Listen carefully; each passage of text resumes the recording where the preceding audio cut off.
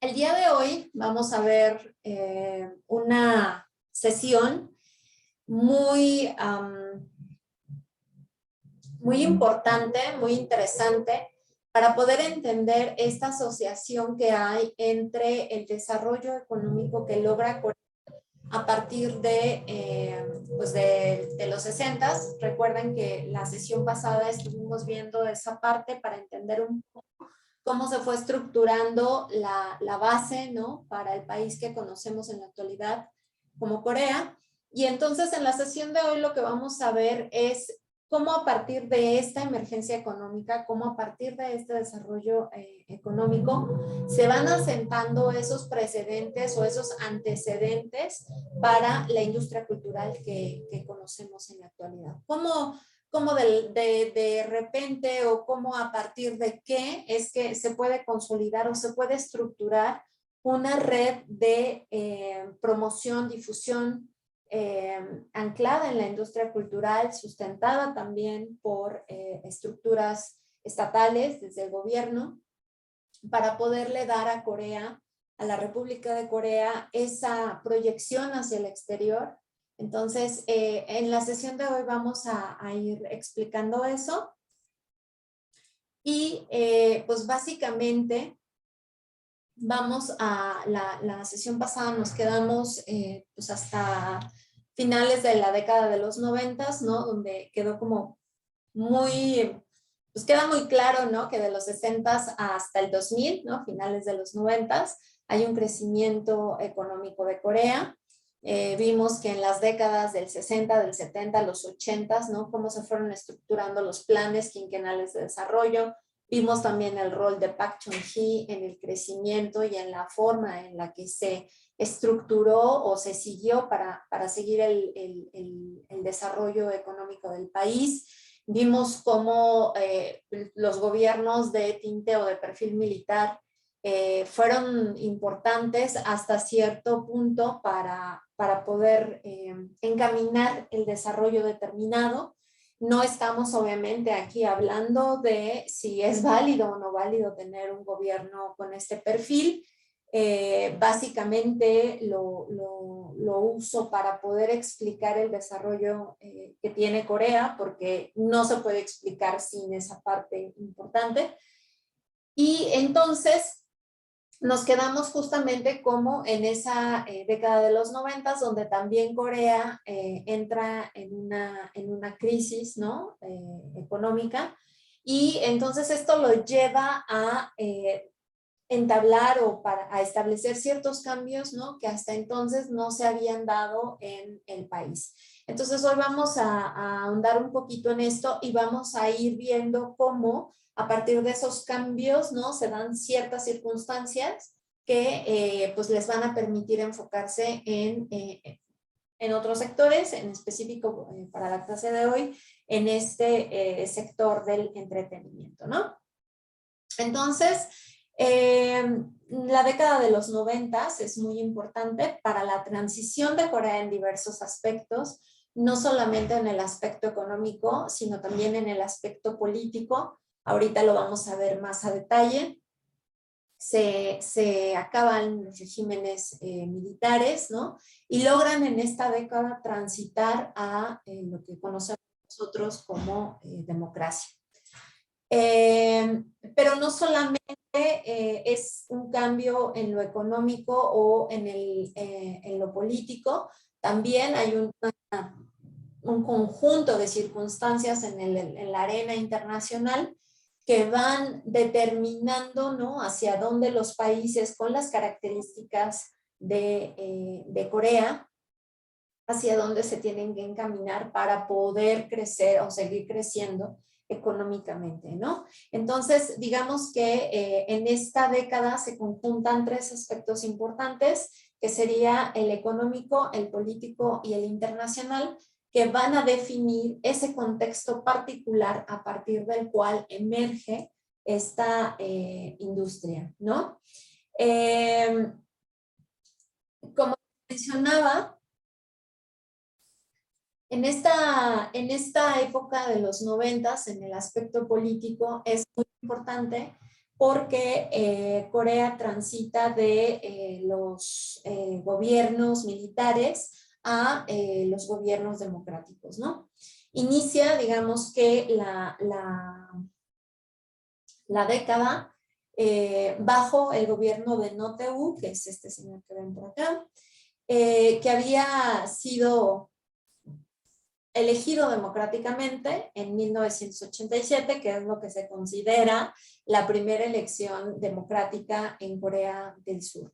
Cuando pensamos ahora en el país, ¿no? Y vemos que proyectan esta imagen de una sociedad democrática, y cuando nos dicen, no, pues bueno, es que Corea se levantó de las cenizas, ¿no? Después de la guerra, etcétera, pareciera que desde sus inicios fue un país que tenía este perfil de democracia. Y aunque en el anhelo, ¿no? estadounidense y en el establecimiento de el nuevo Estado-nación se consideraba un perfil democrático, también se los expliqué en la sesión pasada, es cierto que cuando llega Park Chung-hee al poder y Estados Unidos le brinda ayuda sabiendo, ¿no? que es un gobierno militar, pues entonces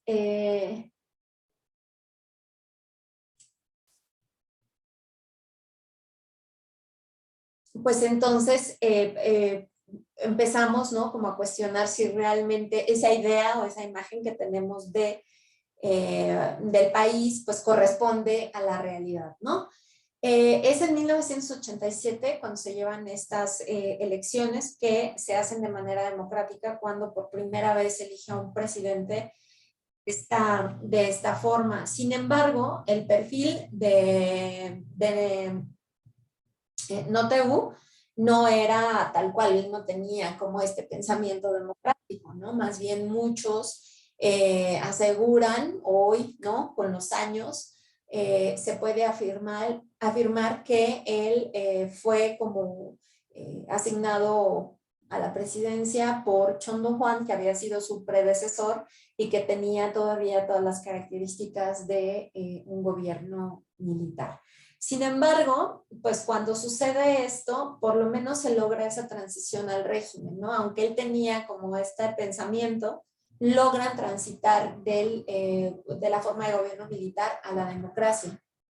Hubo muchas demandas civiles por la democratización del gobierno y también, pues desde la oposición cuestionaron mucho, ¿no? El que no se llevara a cabo. Ah, ok, no, perdón, no lo había visto. A ver, permítanme un segundito. A ver si ahí ya la ven. A ver si me pueden mandar un mensajito. A ver si se ve el cambio de la diapositiva o no.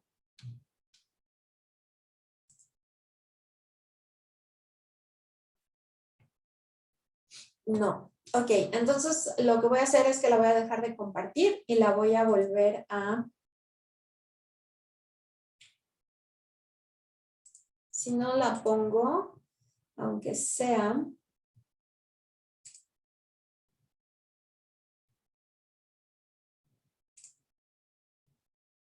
A ver si ahí ya la ven.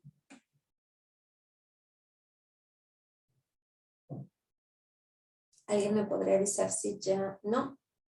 Ya se ve. Ok, gracias. Gracias por avisarme. Si ven que se queda otra vez atorado, me avisan, porque de repente ya saben que así pasa con estas herramientas. Entonces, bueno, les comentaba que existieron estas demandas civiles, ¿no? Que apelaban por la democratización del gobierno, pero también desde la oposición, ¿no? Que había perdido en esas elecciones y que esa oposición tenía un perfil democrático, empezaron a exigir que se democratizara el gobierno, ¿no? Aunque Roh Tae-woo toma el poder en el 87, hay un evento muy importante en Corea en 1988, que son los Juegos Olímpicos de Seúl, ¿no? Tal cual el eslogan era Seúl 88.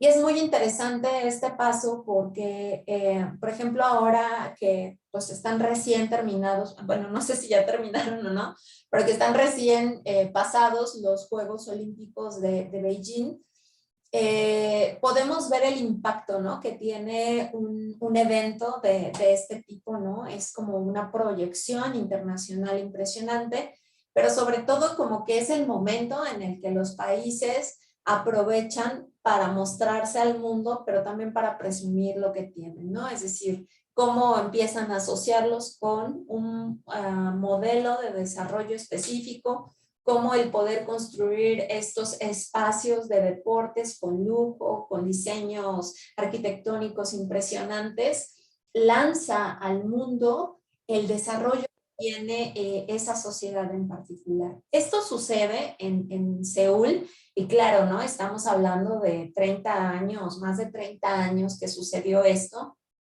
y que obviamente los avances que había en el contexto internacional pues no permitían pues mostrar tantos logros, ¿no? Como ahora es posible por el avance tecnológico que tenemos. Sin embargo, fue muy importante para Corea porque, claro, estaba dentro de esta idea de un país en vías de desarrollo, de uno de los 4 tigres asiáticos, ¿no? Que lo estaba haciendo muy bien, que el modelo capitalista se había implantado de una manera muy exitosa, ¿no? Permitía este discurso también desde Occidente, decir, miren lo que sucede cuando pues adoptan nuestro sistema en contraste, ¿no? Con el socialismo, con el comunismo. Y entonces, en este momento, Seúl aprovecha para decir al mundo, pues aquí estoy, ¿no? Somos diferentes, crecimos, nos desarrollamos y miren todo lo que tenemos para dar al mundo, ¿no?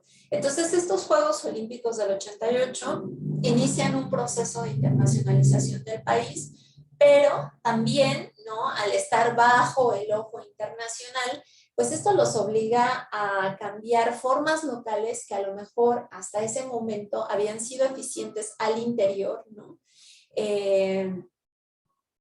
Pero que a lo mejor desde el exterior no eran bien vistas o no eran bien recibidas, como estos gobiernos de corte militar, y entonces empiezan a cambiar las formas locales para proyectar una imagen positiva hacia el exterior, en conjunto con el desarrollo económico que se había logrado hasta el momento. Digamos que para la década de los 90 ya se había iniciado el proceso de liberación económica, es decir, empezaron a abrirse hacia el exterior y abrir sus mercados, y su Producto Interno Bruto seguía creciendo, ¿no? Entonces seguía marcando como el crecimiento económico del país y seguían teniendo números positivos en las exportaciones, es decir, a partir de todos los logros que tuvieron en los cambios en los sistemas de producción, les permitieron pues seguir exportando y seguir saliendo al mercado mundial, ¿no? Entonces, así inicia la década de los 90, ¿no?, con estos antecedentes, y en 1992 ahora sí se da ya un cambio real, ¿no?, en esta transición democrática, porque llega al poder un presidente, ¿no?, que es el primer presidente civil. Acuérdense que les había mencionado que en OTU, independientemente de que tuvo que cambiar a un sistema democrático, su formación era militar. Pero Kim Jong-sam, que es el primer presidente, que en su momento también fue contendiente de NOTU, es el primer presidente civil que llega al poder en Corea, en la República de Corea, y pues lo eligen en 1992. Es muy importante este cambio porque entonces hay un cambio en la perspectiva social, ¿no? Hay un cambio en el bienestar social, en lo que implicaría ser un país desarrollado y democrático. Entonces, Kim Jong-sam dirige el desarrollo de Corea, principalmente, obviamente en la década de los 90, porque aunque pues lo eligen en el 92, su periodo inicia en el 93 y se queda en el cargo hasta 1998. Él había sido un gran opositor de los regímenes militares de Park Chung-hee y de Chon Do-hwan, Y al ser el primer presidente civil, promueve una fuerte campaña anticorrupción que mantenían los gobiernos de perfil militar. Esto es muy interesante y muy importante porque cuando nosotros pensamos en Corea, no sé si en otros países asiáticos, ¿no? A lo mejor quizá Japón o pues Japón, ¿no? Porque desde mi punto de vista es como lo más similar a Corea. De repente pensamos en esas sociedades como sociedades muy estrictas, muy rectas, muy honestas, pero no, o sea, también han pasado por procesos de limpieza, ¿no? Y de planes anticorrupción, como lo pasamos nosotros u otros países de América Latina, ¿no? A veces las formas de corrupción sí son diferentes y no con esto quiero decir que es normal la corrupción, ¿no? Pero existe. Entonces, en este periodo, y digamos que muy lejos de la idea de los regímenes militares, por ejemplo, como Park Chung-hee, donde se asigna a su mandato el gran desarrollo o la capacidad de jalar todos los recursos económicos y redirigirlos hacia ciertos sectores para poder dirigir el desarrollo del país, pues como que la imagen de corrupción no se asocia a esto, ¿no? Dices, bueno, si fue un gran líder, ¿no? Que supo cómo encaminar al país y que supo cómo llevarlo, ¿no? Por el camino del desarrollo para que sean el país que es hoy, pues como que esas ideas de corrupción no aparecen, ¿no? Sin embargo, había muchísima corrupción en toda esa estructura militar y Kim Jong-un empieza a pelear para derribar esas estructuras corruptas y poder, como les decía hace un momento, empezar a asegurar más pues este desarrollo social, ¿no? De una manera democrática, ¿no? Él tiene, digamos, que el reto de democratizar al país en la realidad, ¿no? No solo en la enunciación, sino en la práctica. Y al mismo tiempo de democratizarlo, también tiene en sus hombros, ¿no? Como la tarea de internacionalizarlo, porque pues justamente en su periodo presidencial es que Corea entra en una crisis financiera muy fuerte, que es la crisis del 97, ahorita lo vamos a ver un poquito más adelante, pero entonces para poder encarar, para poder enfrentar esta situación, pues tiene que hacer muchos cambios en la forma local en la que estaban haciéndose las cosas hasta este momento. Digamos que antes de los 90, esos regímenes militares quizá fueron importantes para dirigir la primera etapa, ¿no? Del desarrollo económico del país, pero también es cierto que a partir de los 90, cuando empieza no solamente un proceso de internacionalización el país, sino que empieza un proceso globalizatorio a nivel mundial, los requerimientos, ¿no? Que hay para poder funcionar, moverse en este mundo son diferentes, no son las mismas condiciones que existían en el periodo posterior a la guerra, ¿no? Entonces él tiene este reto, ¿no? De democratizar al país y inicia una política de internacionalización que se llama Segehwa. Literal, Segehwa significa globalización en coreano. Entonces, este proceso también es muy importante para el país porque al final tienen esta conciencia, ¿no? De la interdependencia y también por todo lo que se estaba dando en el mundo, empieza a surgir la necesidad de inversión en otros mercados, etcétera, ¿no? Entonces, a ver si por ahí alguien me puede avisar si sí cambió bien la diapositiva. Ya la acabo de cambiar. Por ahí si me mandan un mensajito, por favor. Todo bien. Ok, Yasmin, muy amable. Entonces, gracias, chicos. Entonces, bueno, esa transición de los 90, ¿no? Que es muy importante, los va a llevar también o los va a jalar, ¿no? Con toda la inercia de los cambios a enfrentarse a un nuevo siglo con nuevas características y con nuevos retos también, ¿no?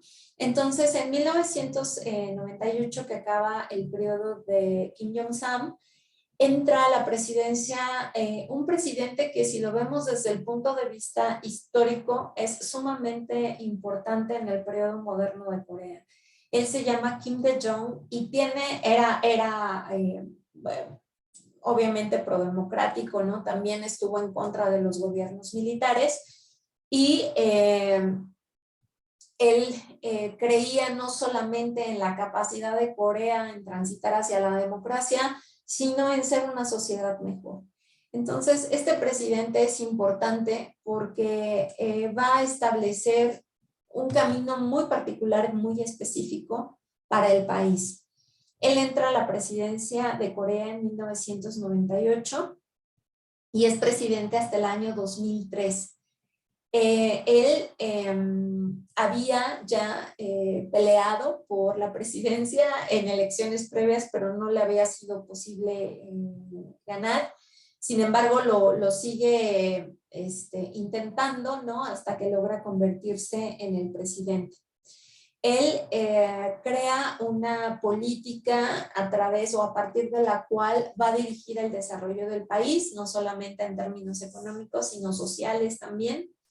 E internacionales, ¿no? Y esta política él le llama Sunshine Policy, que era la política del sol. Y fue muy importante porque esta política tenía una de sus características muy importantes, era pacificar la península. Entonces, es muy importante para el entorno político esta visión. ¿Por qué? Porque si bien es cierto que pues Corea del Sur era ya un país independiente y se había venido formando desde el final de la Guerra de Corea en el 53, también es cierto que el discurso que se generó a partir de la conformación de un nuevo Estado-nación uno de sus pilares principales era la contraposición con el norte. Era decir, nosotros ya no somos lo que fuimos, somos diferentes, pero aparte somos mejores. Cuando se divide la península y se establece el sur apegado al modelo estadounidense y el norte apegado al modelo de la URSS, hubo un periodo, quizás hasta la década de los 70, que el norte despegó muy rápido, invirtieron mucha industria y el país parecía que se desarrollaba de una manera mucho más rápida que el sur.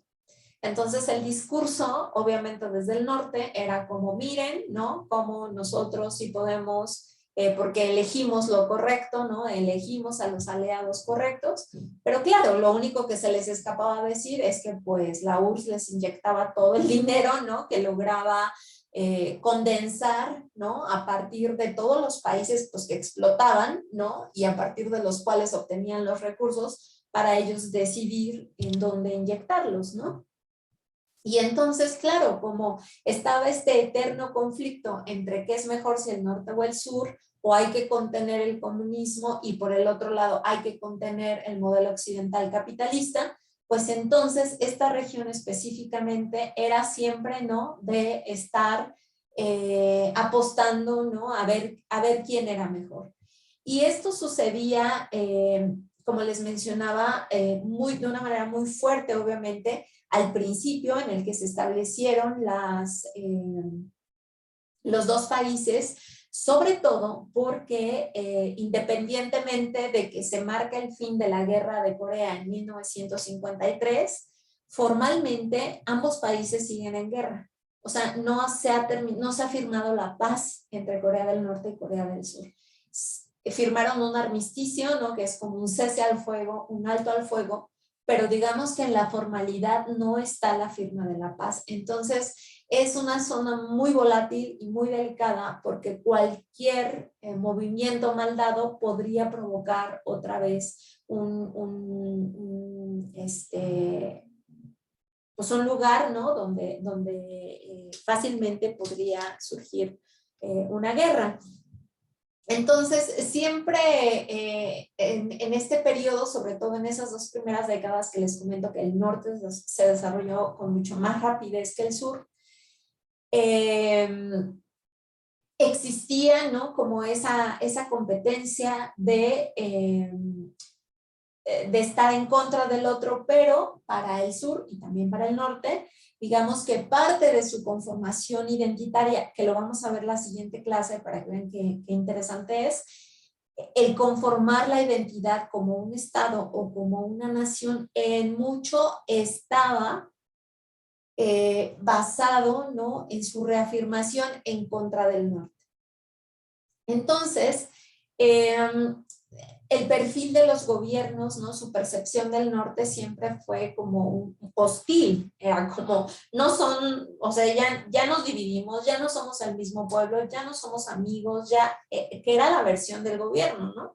Claro que abajo estaba la sociedad y a lo mejor la sociedad decía, bueno, ¿cómo voy a ser enemiga de mi hermana, ¿no?, que se quedó en el norte y ni siquiera nos dieron chance de decidir si queríamos estar separados o no? O sea, siempre el discurso del pueblo o de la sociedad ha sido diferente, ¿no?, a lo que se ha manejado en el discurso político. Entonces, cuando llega Kim Dae-jung a la presidencia, todos estos elementos, digo, claro que Kim Jong-sam ya con el primer gobierno civil había bajado un poco como el calor, ¿no?, de estas perspectivas que claro que los militares tienen, ¿no? Ellos son a partir de la guerra. Entonces, obviamente los gobiernos civiles empiezan o permiten, ¿no?, que se empiece a bajar un poco esta situación estresante con el norte, y por eso es muy importante en la historia pues, de la península, yo creo, el rol de Kim Dae-jung, porque a partir de esta política del sol, él fomentaba la paz en la península, ¿no? Empezó a practicar un tipo de política que empezó a plantear una Corea del Norte diferente, no como una amenaza, sino como una parte que en algún momento conformó a un reino, ¿no?, igual. Y siempre su política estaba basada en la paz y en el diálogo, ¿no? Era prodemocrático, obviamente, y entonces él buscaba que de alguna manera esto le permitiera al norte entender que el sistema que había en el sur, pues podría brindarles también beneficios, ¿no? Fue muy interesante porque él logró ablandar un poco también la política de Corea del Norte y su perspectiva hacia el sur. Sin embargo, pues no trascendió a poder lograr firmar la paz o a poderse unir como una sola sociedad como lo eran antes de la colonización japonesa, ¿no? Pero su rol fue muy importante. Entonces fue tanta las actividades que hizo en torno a la búsqueda de la paz que le otorgan el Premio Nobel de la Paz en el año 2000. Y esto es muy importante también para la imagen de Corea del Sur en el exterior, porque no es lo mismo que digan que tu presidente, ¿no?, es candidato a recibir o ha sido galardonado con el Premio Nobel de la Paz, ¿no?, a que digan que tu presidente es un dictador, ¿no?, como ahora lo hacen con Corea del Norte, y que esté bloqueado de cualquier mecanismo internacional para poder sacar al país adelante. Entonces, bueno, esto digamos que es muy importante y es un punto clave también en el camino en el que va a tomar a futuro Corea como país. Él lleva a cabo una reforma monetaria que, como les decía, en el 97 Corea sufre una crisis muy fuerte y pues prácticamente tienen muchísimas pérdidas económicas. No tenía reservas Corea para enfrentar una crisis, porque obviamente el modelo que tenía de desarrollo económico sí apostaba, ¿no?, por el crecimiento y la expansión, entonces no tenían reservas y esto los lleva a una crisis muy fuerte en el 97. Entonces le toca a Kim Dae-jung enfrentar esta crisis que obviamente también hace un quiebre en todo el discurso social que existía de éxito, ¿no? De, ay, somos un país que hemos sabido enfrentar la pobreza, ¿no? Salir de las cenizas, construir, ¿no? Porque de repente tenían un avance económico formidable y de repente, ¡pum!, la crisis, ¿no? Entonces era como, ¿y ahora qué hacemos? O sea, no volvemos a tener nada, ¿cómo lo vamos a hacer? Entonces no es lo mismo tener a una población contenta porque hay trabajo en el país, porque una clase media que se fue haciendo muy fuerte, que tenía capacidad de compra, que tenían un nivel de vida ya decente, ¿no? Donde podían pues comer, tener su casa, tener su coche, ir a la escuela, ir de vacaciones, etcétera, a tener una población que de repente está endeudada o que no tiene trabajo o que las condiciones sociales cambian, ¿no? Y entonces Kim Dae-jung tiene que llevar a cabo una reforma monetaria que se hace posterior a la crisis del 97, pero que se hace en conjunto con el Fondo Monetario Internacional. ¿Qué es la parte importante de este trabajo conjunto con el Fondo Monetario Internacional? Pues que los organismos internacionales requieren de características específicas, ¿no? Es decir, a veces decimos, bueno, si hay tantos países ricos en el mundo, pues ¿por qué no ayudan a los países africanos, no? O ¿por qué a partir de los fondos que se hacen en la, no sé, en la OECD o en el Fondo Monetario, ¿por qué no dan ayuda a países que lo necesiten? Ah, pues porque estos países, ¿no? De esta élite global, occidentales principalmente, que deciden qué se hace con esos fondos, no los van a meter a cualquier lugar, los necesitan meter a países que ellos consideren son capaces de solventar esas deudas, ¿no? Entonces, le cuesta mucho trabajo a Corea pues que le ayuden en este lado, pero lo logra Kim Dae-jung, y una de las características importantes es que ya era un gobierno democrático, ¿no? Y entonces, pues logran implementar esta reforma monetaria con el Fondo Monetario y empiezan a inyectarle otra vez dinero a Corea. Ahorita lo voy a explicar un poquito más claro. También Kim Dae-jung lleva a cabo un programa para el desarrollo del turismo entre Corea del Norte y Corea del Sur en la montaña Kumgangsan en 1998. ¿Por qué? Porque esta montaña Kumgang es la montaña más alta que hay en la península, pero aparte también tiene como los coreanos tienen una relación particular con las montañas, que es como una herencia también del taoísmo, ¿no?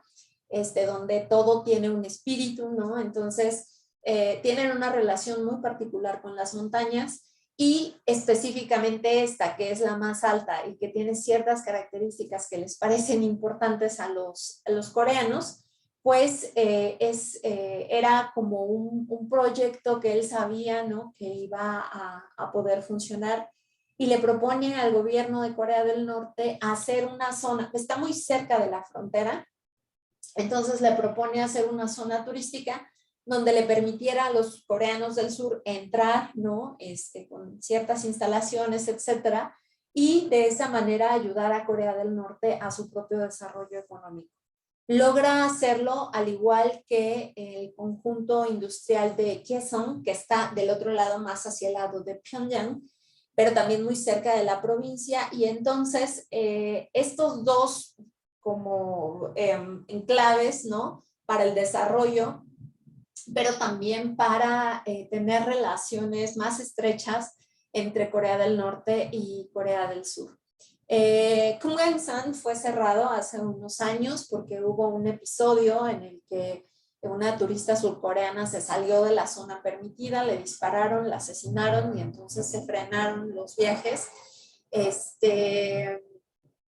Y Kaesong creo que en algún momento, cuando entró este último líder de Corea del Norte, Kim Jong-un, lo cerró por un tiempo como para amenazar al sur, ¿no? Que no iba a hacer lo que ellos querían, etcétera, bla, bla, bla. El caso es que las condiciones son diferentes, porque de un lado es turismo, pero del otro lado es realmente producción industrial.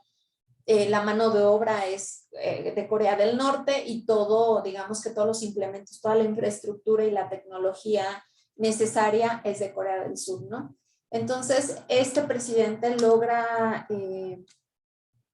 pasar, ¿no? Esta situación de crisis fuerte con Corea del Norte, y entonces él sabía que de alguna manera esto también iba a bajar la presión para la región, ¿no? O sea, que iba a ser posible poder tener un desarrollo mucho más estable, ¿no? Si había estabilidad en la península.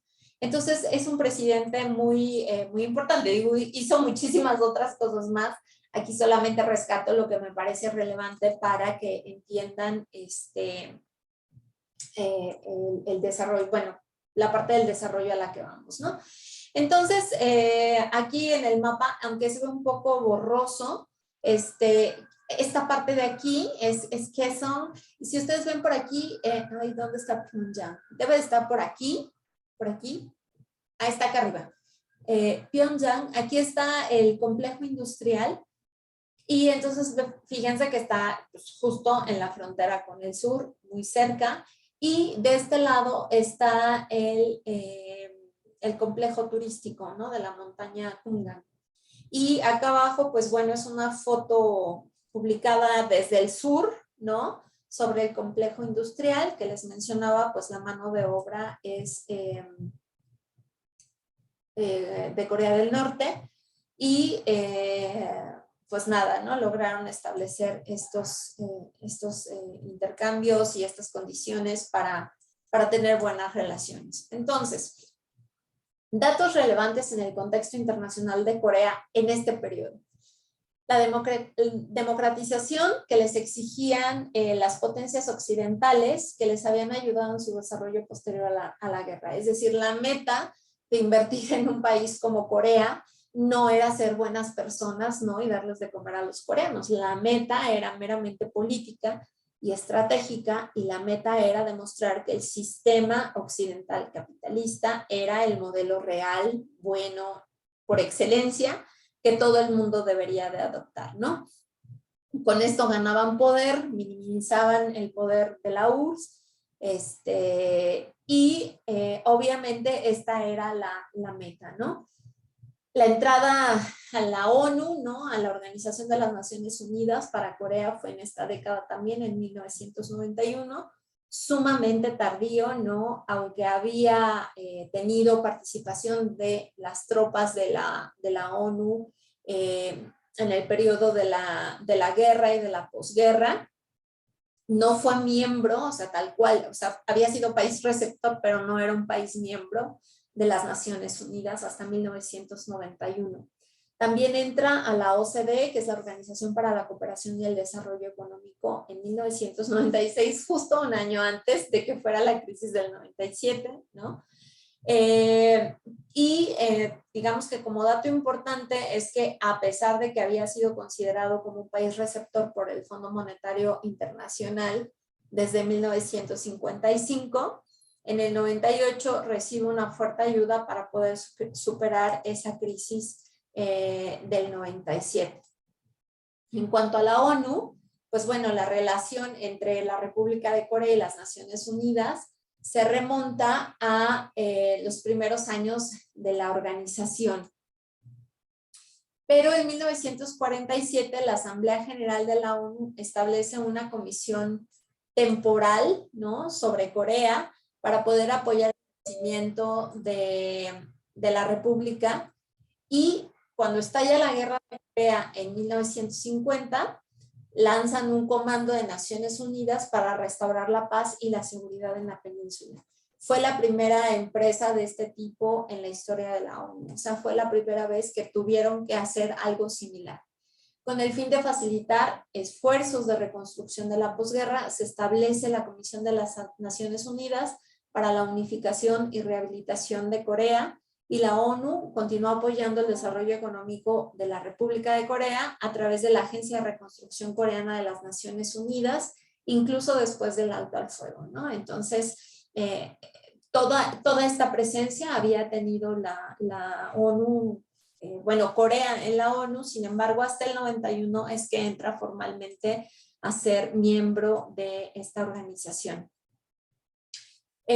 Hasta su cierre en 1958, la agencia llevó a cabo 260 proyectos importantes que abarcaban la industria, la energía, la agricultura, la educación, la vivienda y la salud, con un gasto total de millones de dólares, cerca de 127 en ese entonces, o sea, una cantidad de dinero impresionante.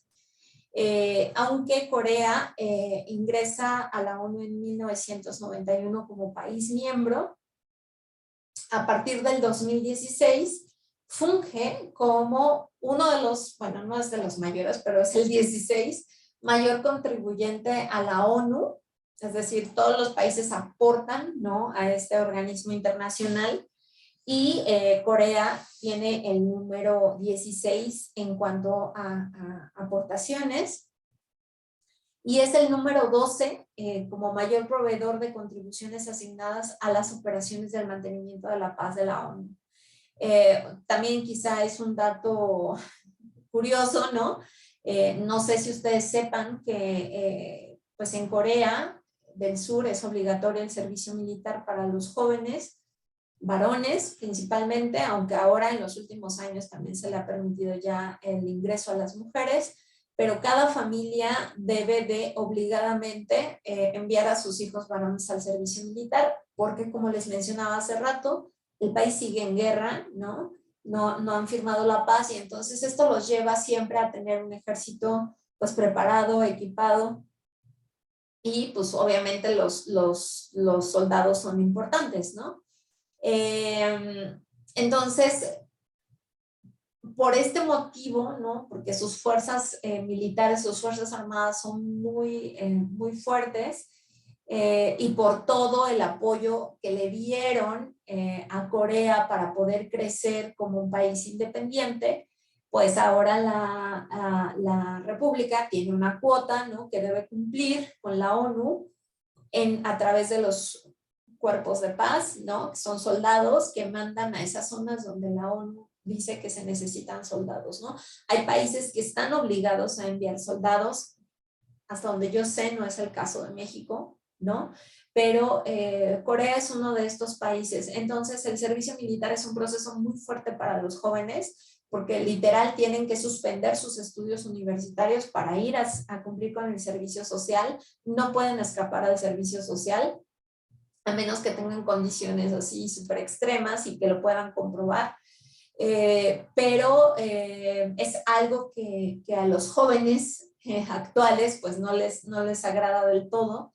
Supongo que a las mamás actuales tampoco les agrada en lo absoluto, pero es algo que tienen que cumplir. Y entonces, bueno, el punto es solamente para enfatizar que la ONU sí le brindó mucho a Corea, pero pues Corea sigue pagando de una o de otra manera todo lo que invirtieron en el país en determinado momento, ¿no? Tienen 625 tropas desplegadas en 6 misiones, por ejemplo, ¿no? En diferentes lugares donde tiene que haber presencia de los llamados cascos azules de la ONU, ¿no? Entonces, bueno, en cuanto a la OCDE, que es la Organización para el Desarrollo, Cooperación y Desarrollo Económico, se une Corea en 1996, también justo en esta década de los 90. Fue el primer país asiático en convertirse o en volverse miembro de esta organización en más de 30 años. Y básicamente la transformación económica de Corea no ha tenido precedentes. O sea, es el único país que ha mostrado este proceso de desarrollo económico. Si bien recuerdan que en la sesión pasada hablábamos de esos 4 tigres asiáticos, Taiwán, Hong Kong, Singapur y Corea, al final Corea no deja de estar en el top de estos países, pero también por las condiciones en las que sale Corea a formar parte de estos países, ¿no? De estos tigres asiáticos. No eran las mismas condiciones que tenía Singapur a las que tenía Corea o Hong Kong o Taiwán. Cada uno en su contexto tenía sus particularidades, obviamente, pero el caso de Corea es muy singular por el rápido, la velocidad, ¿no?, en la que logran esa transformación económica.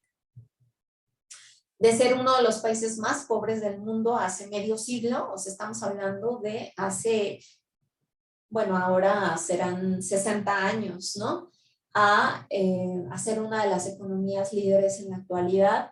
Corea ha producido un cambio de cantidad a calidad en el crecimiento económico, y antes de esta década de los 90, la economía coreana había cambiado rápidamente y había logrado ya una expansión pues de mucha calidad, ¿no?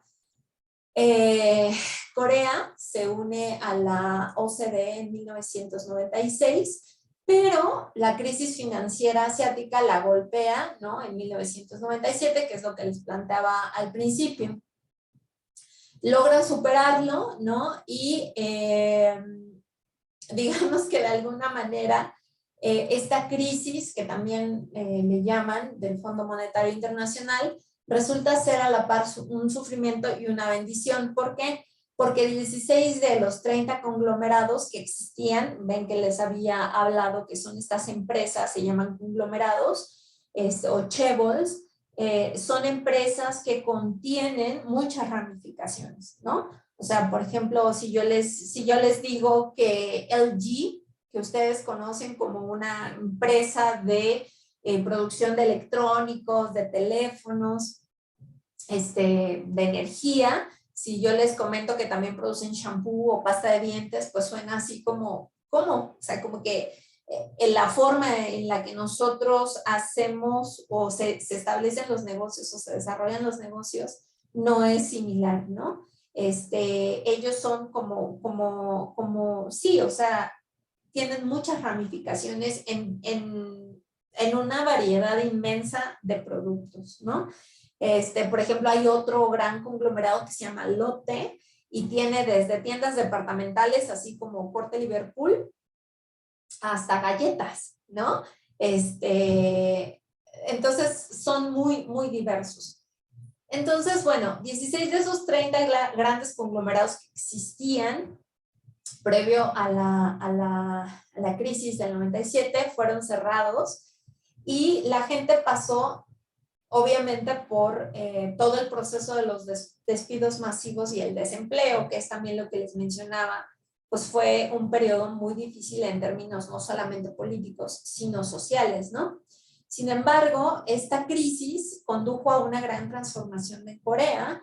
Su base económica se mejoró mediante una reforma de sistemas sociales y económicos que establece este presidente Kim Dae-jung, y digamos que el gobierno corporativo se volvió más transparente, o sea, empezó a bajar el nivel de corrupción, porque también acuérdense que yo les mencionaba que durante el periodo de Park Chung-hee, donde el gobierno decidía qué recursos se iban hacia qué sector y cómo tenían que ser usados esos recursos para poder asegurar el desarrollo de ciertos sectores que eran importantes, por ejemplo, la industria pesada, que era importante en ese momento, para poder luego transitar a otro tipo de producción.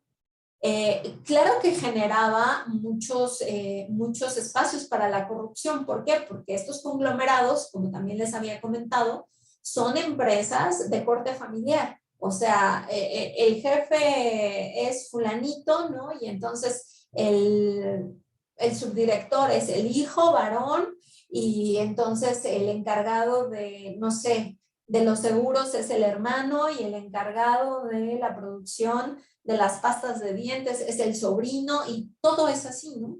Entonces, claro que el que ellos colocaran esos recursos hacia esos conglomerados, pues era privilegiar a una familia, ¿no? Entonces, o a varias familias, dependiendo del número de conglomerados. Entonces, el tener esa estructura, ¿no? Que en un principio fue beneficiosa para el despegue económico y la construcción del país, en el momento de crisis se deshace, ¿no? Porque no soportan los conglomerados, obviamente, coexistir solos. ¿Por qué? Porque estaban acostumbrados a que el gobierno inyectara un montón de dinero en ellos. Entonces les quita la ayuda el gobierno y entonces ellos pues no pueden sobrevivir. Entonces estos privilegios obviamente eran actos de corrupción que a lo mejor en su momento no se vieron así, pero que al tiempo y a la distancia se pueden ver claramente, se quiebran en la crisis del 97, ¿no? Entonces, por un lado, digamos que los afecta porque, claro, la gente se queda sin trabajo, no sé, hay despidos por cientos, ¿no? Pero al mismo tiempo, este quiebre le va a permitir a la economía y a la estructura volverse a formar y entonces partir como de bases mucho más sólidas para poder tener una economía fuerte y competitiva también hacia el exterior, ¿no? Entonces, como les menciono aquí, pues sí se hicieron estas relaciones entre los grandes conglomerados y el gobierno, se transparentaron mucho más, pero eso también llevó a un crecimiento pues más sólido, ¿no? Como más confiable, no solamente para los coreanos mismos, sino también para el exterior, porque claro, cuando llega alguien del Fondo Monetario Internacional a evaluar, ¿no? Si es un país confiable para ese receptor de ayuda, etcétera, dicen, a ver, pues sí les podemos ayudar, pero si cambian esto y esto y esto y esto, porque en la forma en la que lo están haciendo, pues no va a funcionar, ¿no?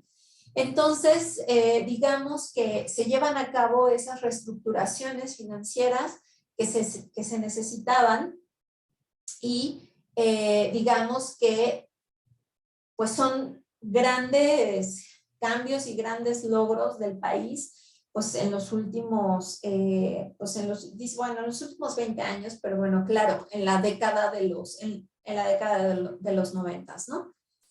Entonces, bueno, con el Fondo Monetario Internacional, esa estructura económica de Corea cambia drásticamente después de la crisis asiática, la crisis de Corea del 97, y debido a las condiciones que el FMI requería a cambio de su paquete de rescate, el presidente Kim Dae-jung, que sucede a Kim Jong-un, en el 98 promueve reformas estructurales, incluidas las reformas del sector financiero y del sector corporativo. Junto con todo ese paquete de reformas, ¿no? Que se aplicaron en el espectro político y en el espectro económico, empiezan también a haber elementos importantes hacia el exterior, ¿no? Que están anclados a la política exterior o a la diplomacia del país y que son necesarios para poder empezar un proceso de internacionalización que iba a tener impacto no solamente en la promoción del país, sino también en el buen recibimiento de lo que se produjera en el país y en las buenas relaciones con otras sociedades y con otros países. Aquí es importante recordar que, como les había mencionado antes, la economía coreana es una economía característica de exportaciones. Entonces, cuando tú piensas como coreano, ¿no? Y estás consciente de que tu mercado o de que tu economía depende de qué tanto logras producir para que te lo compren en el exterior, entonces hay algo fundamental que tienes que atender. Y eso fundamental, pues son las relaciones que puedas tener con otras sociedades o con otros países, ¿no? Entonces, en 1991 se crea, a partir del Ministerio de Relaciones Exteriores, que sería como nuestra Secretaría de Relaciones Exteriores, se crea una, pues no sé exactamente, es como una institución, es como un organismo que se llama Fundación Corea y que sigue existiendo en la actualidad, y se crea con la intención de atender puntos estratégicos para el desarrollo del país en el exterior, obviamente, ¿no? Estos puntos eran tres principalmente. El primero, crear conciencia sobre Corea en la sociedad internacional. Muy similar a lo que sucede con el proceso de los Juegos Olímpicos, ¿no? Decir, hey, aquí estamos, somos tales y así nos pueden ver y aquí nos ubicamos, etcétera, ¿no? Entonces, es muy importante esta decisión porque antes no existía, ¿no? La imagen que se tenía de Corea era así, la de un país que se había logrado tener este desarrollo económico muy exitoso de la mano de los Estados Unidos, y Estados Unidos lo promovía como un país de éxito porque habían adoptado este sistema que ellos implementaron, ¿no? Pero era la imagen que se tenía de Corea hasta ese periodo. Yo creo que cuando nosotros, por ejemplo, como mexicanos, volteamos a esa década y pensamos en Corea, pues digo, ustedes ni habían nacido, obviamente. Yo estaba todavía, creo que en la prepa, en el 91 o quizá acabando la secundaria. Pero yo cuando me pongo a reflexionar y pienso, bueno, ¿qué se oía de Corea en ese momento? Aparte de los Juegos Olímpicos, ¿no? Pues en realidad no mucho. O sea, yo asociaba a Corea mucho más con todas estas como cositas de papelería que a mí me fascinaban, ¿no? Y que me tenía que portar bien toda la semana para que me compraran unas plumas de colores que olían, ¿no? Y que me fascinaban. Y esas cositas traían el hecho en Corea, ¿no? Entonces es lo único que a mí me da trazos o ideas de lo que era Corea en ese momento. Sin embargo, después, esa imagen de Corea se reafirma con la Copa del Mundo que comparten con Japón. Eso lo vamos a ver ya en otras sesiones. Y entonces empieza como ya también posterior a eso, que fue en el 2002, empieza ya como al menos en México, por el 2005, las primeras telenovelas coreanas, ¿no? Pero antes de eso no había nada, literalmente, no había nada que nos diera una referencia de Corea. Entonces, a lo mejor a ustedes les cuesta un poco de trabajo pensarlo así porque pues no existían en ese momento, ¿no? Pero para los que sí teníamos ya cierta conciencia de lo que era el exterior o de lo que eran otros países, en realidad se tenían muchísimo más referencias de Japón que de Corea, ¿no? Porque claro, en esa época Japón estaba, pero en la cúspide también de su promoción cultural, ¿no? Con las caricaturas, ahí sí les puedo decir, todas las caricaturas que yo veía eran prácticamente, bueno, las que más me gustaban eran prácticamente japonesas. Y cuando era chavita y las veía, pues ni idea tenía de que eran japonesas. Ahora que de repente checo, pues sí, todo era japonés, ¿no? Entonces era como mucho más consciente el consumir esos productos japoneses, pero no coreanos, ¿no? Entonces, era muy importante para Corea no solamente asegurar el desarrollo económico y seguir creciendo y expandiéndose, sino pensar cómo nos vamos a expandir y hacia dónde nos vamos a expandir, ¿no? Entonces, en este sentido, la Fundación Corea es fundamental para esa generación o creación de conciencia sobre Corea en la sociedad o en la comunidad internacional. Entonces, forman esta fundación y digamos que el ideal de la fundación era promover la amistad internacional y la cooperación y apoyar cada vez más a Corea con estatus diplomático proactivo en la comunidad internacional como resultado de su entrada a la ONU y a la OCDE. Entonces, esto es muy interesante porque, claro, cuando estos organismos internacionales, digo por ahí, no sé, creo que aquí no hay estudiantes de RI, pero digo, en el sentido común, nos lleva a entender que estos organismos son reguladores, ¿no? Para los países. Y si no cumples con ciertas normas o no cumples con ciertas características, no puedes ser miembro de. Y al no ser miembro de, entonces no puedes adquirir o entrar o acceder a ciertos espacios, a ciertas cúpulas o a ciertos beneficios que otros países sí pueden al ser miembros, ¿no? Entonces es como tener membresías en diferentes clubes, ¿no? Pero fíjense lo importante, por ejemplo, ahora que estamos en la pandemia, qué importante es ser miembro de estos organismos para poder negociar las vacunas, para que lleguen a tu población, tienen un impacto muy impresionante en el desarrollo y en la calidad de vida que se genera en los países que son miembros, ¿no? Entonces, claro, cuando Corea accede o entra a este tipo de organismos, pues no solamente le dan la bienvenida, ¿no? Sino que también le dan su mochilita y le dicen, bueno, vas a tener que cargar con esto y también vas a tener que aportar con esto y también vas a tener que lograr dentro de tu país ciertos cambios, ¿no? Para poder darle al perfil que se requiere para ser parte de estos organismos internacionales. Entonces, bueno, el Ministerio de Asuntos Exteriores también creó nuevos puestos, ¿no? Estratégicos para que les ayudaran justamente a fomentar y a llevar a cabo la misión que se habían establecido con la creación de la Fundación Corea, ¿no? Y entonces ese Ministerio de Asuntos Exteriores crea un puesto, ¿no?, de director general adjunto de Cultura y Relaciones Públicas. Establecen una base más sólida para una proyección más efectiva y pues para poderlo lograr, este Ministerio de Asuntos Exteriores empieza a agrandar esa oficina de cooperación cultural y hacen 3 divisiones de esta oficina. 2 de esas divisiones eran nombradas División de Cooperación Cultural 1 y 2 y el segundo una División de Relaciones Públicas. Y ustedes me podrán decir, bueno, ¿y esto qué? ¿No? O sea, ¿y a nosotros qué?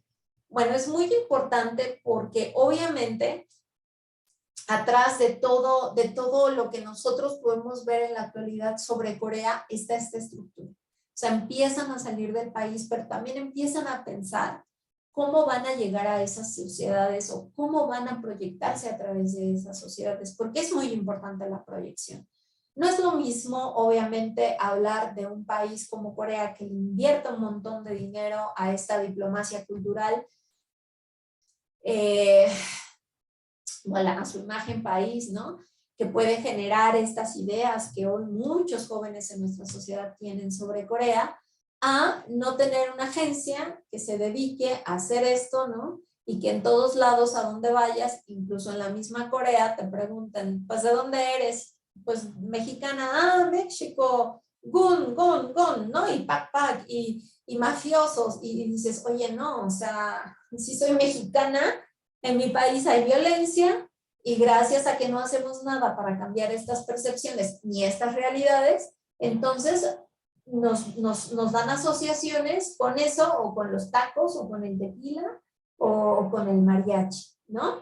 Cuando en realidad, pues México es mucho más que eso y los mexicanos y las mexicanas somos mucho más que eso, ¿no?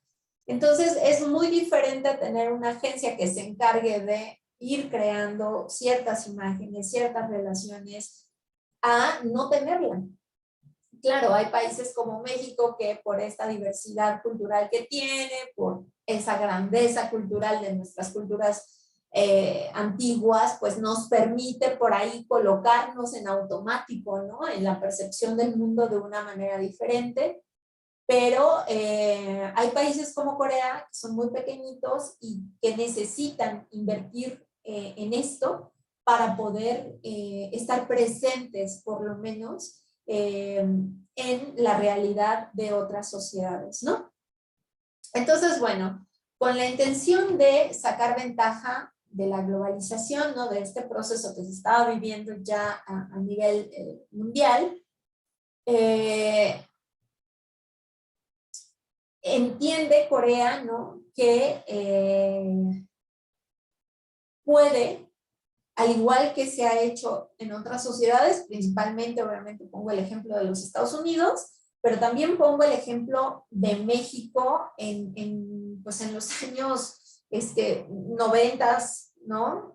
80s, 90s, donde México realmente tenía una industria de entretenimiento muy fuerte, ¿no?, que inundaba con sus telenovelas a un montón de países, no solamente en América Latina, sí, o el sur de los Estados Unidos, sino que también en países europeos, ¿no? Muchos países de lo que fue en su momento la Unión Soviética, o Europa del Este, pues consumían muchísimas telenovelas mexicanas, ¿no? Y gracias a esta difusión de estas telenovelas es que también se van conformando esas ideas y esos imaginarios de México, ¿no? O de Estados Unidos, no me hace falta explicarles el sueño americano y todo lo que nos proyecta Estados Unidos, pero nosotros que somos sus vecinos sabemos perfectamente que pues es un mito, es una imagen, etcétera, ¿no? Entonces Corea entiende esto que está pasando a nivel mundial, ¿no? Cómo se puede obtener ventaja de esa globalización cultural y intentan desarrollar una industria de la cultura con valor agregado, ¿no? Y el gobierno da inicio a un plan de crecimiento cultural de 5 años a partir de 1993 y establece en 1994 por primera vez el año Visit Korea, que se dedicaba, acá abajo está esa imagen, era la que ayudaba a promover la sociedad coreana, y que promovía, obviamente, pues que se visitara el país y que se conociera, etcétera. Pero es en este momento donde empiezan ya como con una estrategia muy particular enfocada al sector de la cultura, ¿no? Obviamente aquí y en este momento todavía no estaban establecidas las bases para una industria del entretenimiento como la conocemos hoy, pero fueron pasos que se fueron dando de a poco, y si ustedes observan esto que les he dicho, esto se hace desde el espacio gubernamental, es decir, desde el Estado. Son políticas que se establecen a través del Ministerio de Relaciones Exteriores. Todavía no son políticas que se, bueno, no políticas, procesos, ¿no?, que se encarnan en el sector privado, sino solamente en el aspecto estatal. Y luego entonces, a partir de esto, es que empiezan transformaciones en otros sectores para de a poco, ¿no?, ir construyendo diversos espacios que hoy podemos ver o entendemos como uno solo, pero que en realidad están hechos de muchas acciones, ¿no? Ay, alguien quiere entrar, un segundo. Listo. Ahora, ¿cuál fue en esta década el impacto cultural del gobierno de Kim Jong-un? Como les había mencionado, vimos que entró en el 93 a la presidencia, pero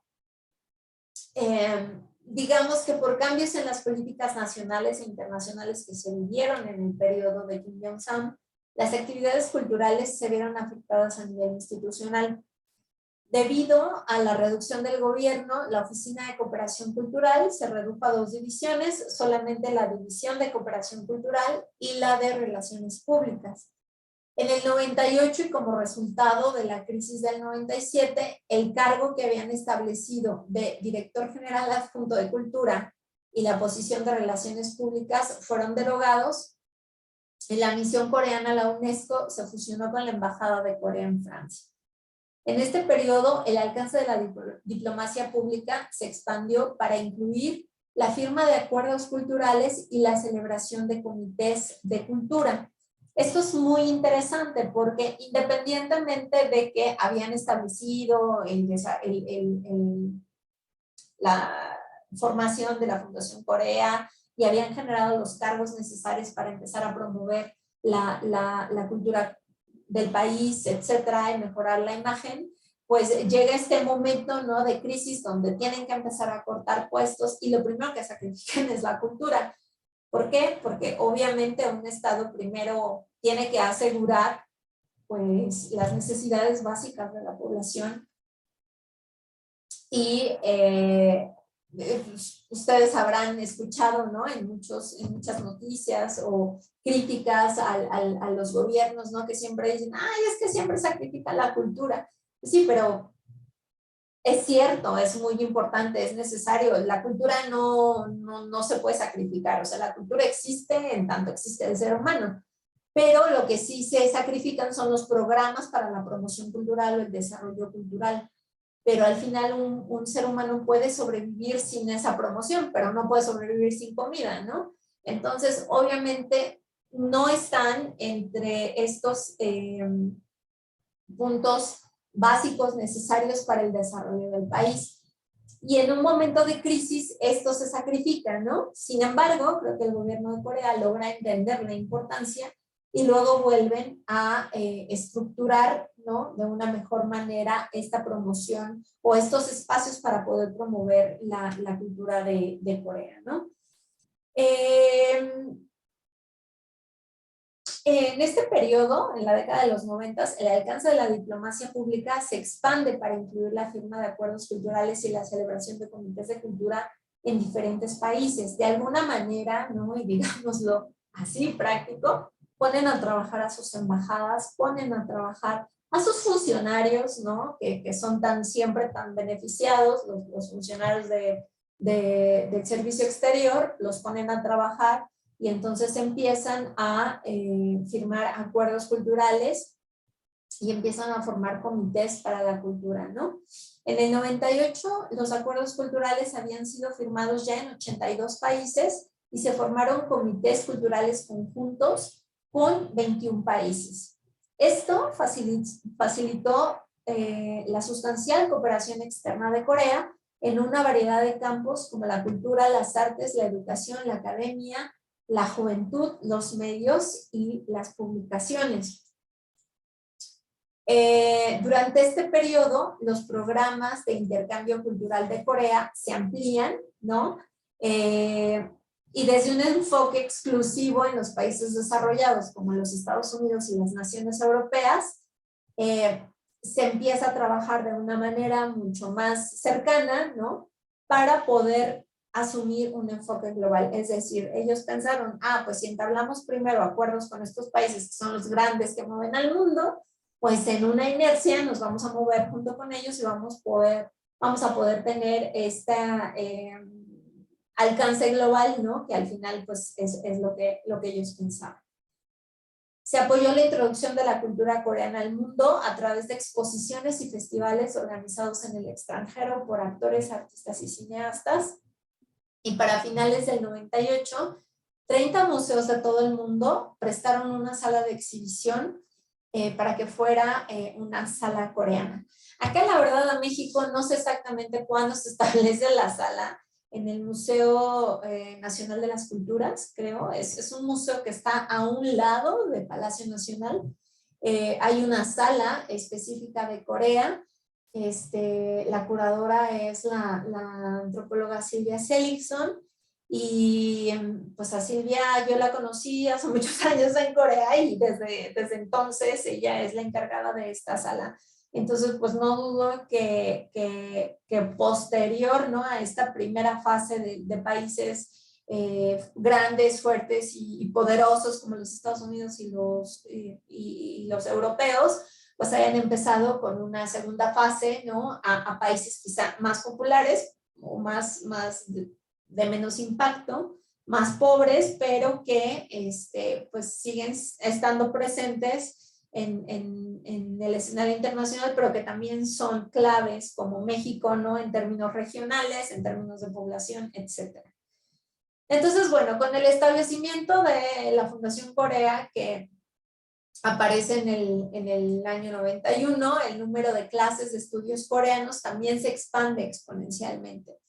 Y esto también es muy interesante porque la Fundación Corea sigue siendo un organismo que siempre está promoviendo constantemente la apertura de cursos sobre Corea o la apertura de clases sobre Corea, o intenta negociar plazas con las universidades locales en conjunto para poder fomentar el acceso de los estudiantes, de la gente joven, obviamente, a este tipo de cursos sobre Corea, ¿no?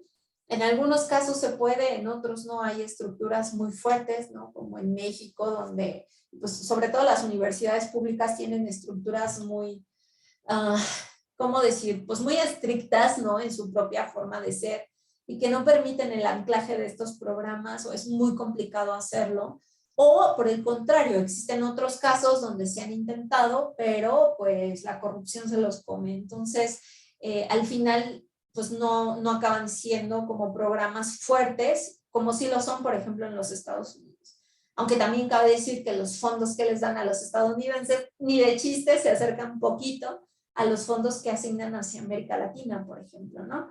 Pero bueno, el caso es que la función de la Fundación Corea empieza a tener frutos, ¿no? Implementando, negociando la apertura de este tipo de cursos que empiecen a hablar sobre Corea. ¿Por qué? Porque lo visibiliza, así de simple, pero también porque entonces puede colocar su propia visión del mundo y de la historia desde su perspectiva, ¿no? O sea, no nos quedamos solamente, por ejemplo, con la visión del periodo colonial contada por Japón, sino que ya está también la visión del periodo colonial contada por los coreanos. Y entonces tenemos ya las dos perspectivas y ya cada quien es capaz de discernir y de decir, bueno, me parece que esto, me parece que lo otro, pero entonces ya hay una discusión, ¿no? Ya no hay una visión unilateral de la realidad. Y entonces pues empiezan a ser muy fructíferos estos programas de Corea, ¿no? Para 1998 ya había 305 clases, ¿no? Con cursos en 50 países diferentes, 33 universidades, en 7 países ya habían establecido cátedras regulares de estudios coreanos y había 26 centros de estudios coreanos en 8 países. Finalmente, el Ministerio de Asuntos Exteriores envió a sus embajadores para apoyar el alcance en el exterior del gobierno local. Es decir, en conjunto con el establecimiento de estos centros de estudios coreanos o de cátedras sobre los estudios coreanos, bueno, comillas, la mía no la paga Korea Foundation, no vayan a creer, ahora sí que hablando de cátedras, no, es totalmente gratuita, ¿no? Y es para la UNAM, y ya. Y bueno, el caso es que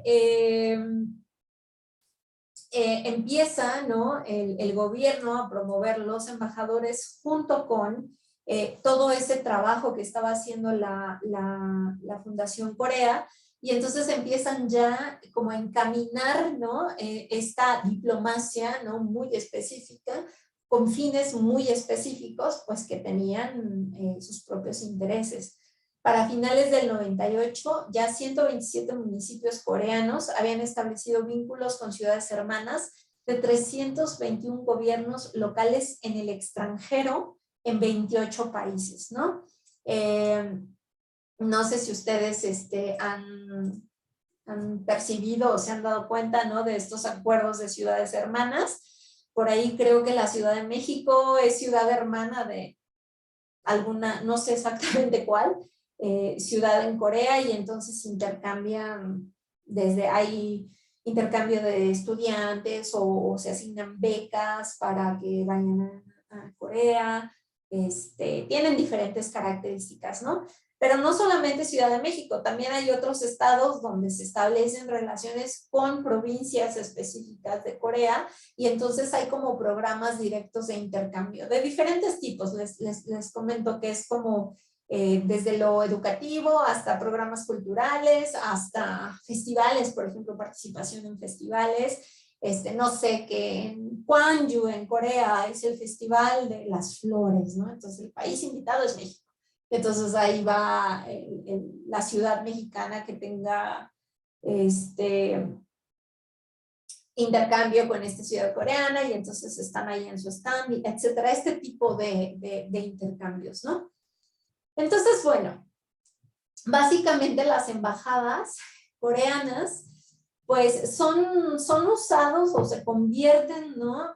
En centros difusores de programas destinados a promover a Corea, que al final no tiene nada de extraño, es lo que debería de hacer una embajada en el exterior, ¿no? Ya que se mantiene con recursos generados de los impuestos, pues lo menos que podrían hacer es promover al país, ¿no? Y buscar acuerdos y buscar intercambios y buscar formas en las que México se pudiese beneficiar en el caso nuestro, ¿no? Entonces, esto hace Corea, y empiezan a superar la crisis del 97 con las nuevas reformas, las nuevas estructuras que se exigen, ¿no? desde el Fondo Monetario Internacional, y empiezan a volver a encarrilarse en ese desarrollo económico ya con otras características, y sobre todo con esta tendencia a la apertura de los mercados y a la globalización.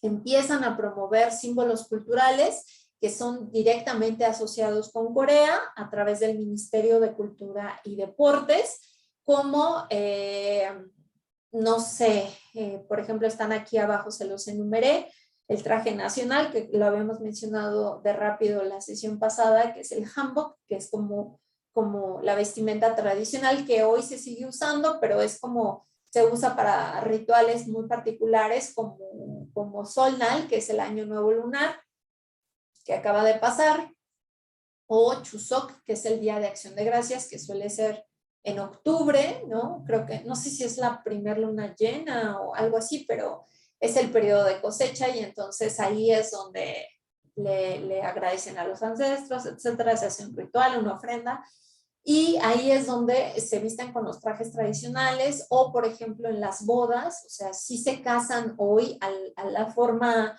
occidental, ¿no? Con este vestido blanco, el smoking, los hombres, etcétera, pero aparte siempre tienen una boda coreana, y en la boda coreana pues llevan el vestido tradicional que se usa para las bodas, o también en celebraciones muy particulares como los 100 días de un bebé,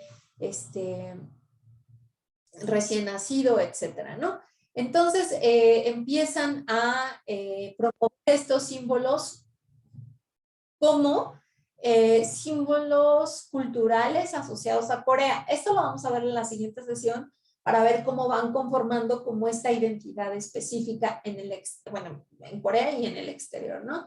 También la escritura coreana, que ya les había mencionado, que la escritura es el Hangul, y tiene una forma muy particular, muy específica, es un alfabeto propio que no se reproduce en ninguna otra sociedad y que se asocia directamente, obviamente, a lo coreano. El kimchi, que es como un fermento de col, es una col alargada que se usa mucho en Corea, en Japón, en China, y la fermentan y pues gracias a que es un alimento fermentado, dura mucho tiempo, y la comen como nosotros comemos la salsa, por ejemplo, ¿no?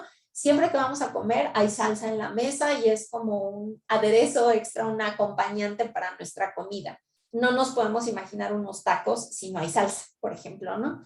Entonces, así los coreanos con el kimchi, hay diferentes tipos de kimchi, el más popular es el de col picante, ¿no? Le ponen mucho picante, a mí me encanta, pero hay gente a la que no le agrada, pero a mí sí me gusta mucho, entonces los recomiendo para ahí si lo quieren probar alguna vez. También promocionan los templos budistas coreanos, que tienen también una estética muy peculiar, muy particular. El taekwondo como arte marcial, que esto también es muy importante porque antes, aunque se conocía el taekwondo a nivel mundial, creo que a partir de los Juegos Olímpicos del 88 empieza a ser un deporte olímpico. No estoy muy segura de ese dato, pero creo que es a partir de Seúl 88, y entonces empieza a asociar el taekwondo como un deporte coreano, ¿no? Que antes no era, o sea, no había una asociación directa al taekwondo como coreano. Era como, sí, karate, ¿no? O sea, todo lo metíamos al mismo costal. Entonces, a partir de esta promoción de estos símbolos coreanos, se empieza a tener una asociación más directa con que es un arte marcial de origen coreano, ¿no? En ese momento también promueven el té de ginseng.